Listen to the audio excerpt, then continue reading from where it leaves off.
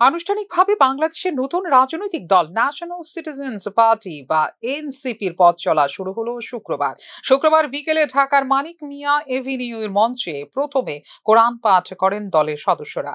তারপর গীতা, বাইবেল, ত্রিপিটকের মতো ধর্মগ্রন্থগুলিও পাঠ করা হয়।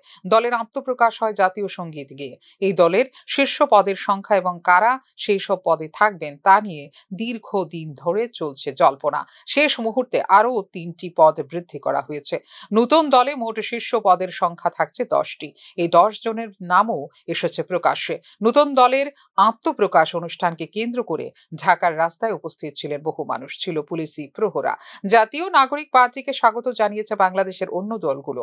বাংলাদেশের সংবাদ মাধ্যম প্রথম আলো জানিয়েছে, নতুন দলে জ্যেষ্ঠ যুগ্ম আহ্বায়ক এবং জ্যেষ্ঠ যুগ্ম সদস্য সচিব পদে থাকছেন 2 জন করে। এছাড়াও থাকছে যুগ্ম মুখ্য সমন্বয়কে নামের একটি পদ। শুক্রবার দুপুরে যোগ করা হয়েছে এই 3টি নতুন পদ। জাতীয় নাগরিক পার্টির আহ্বায়ক হিসেবে নিযুক্ত হয়েছেন নাহিদ ইসলাম। এই পদে যোগ দেওয়ার জন্য তিনি ইস্তফা দিয়েছেন অন্তর্বর্তী সরকারের উপদেষ্টার পদ থেকে। এছাড়া দলের সদস্য সচিব হিসেবে নিযুক্ত হয়েছেন আক্তার হোসেন। 2024 সালে 5 আগস্ট বাংলাদেশে আওয়ামী লীগ সরকারের পতন ঘটে। শেখ হাসিনা প্রধানমন্ত্রী পদ থেকে ইস্তফা দিয়ে চলে আসেন ভারতে। 8 আগস্ট মোহাম্মদ ইউনূসের নেতৃত্বে গঠিত হয় অন্তর্বর্তী সরকার।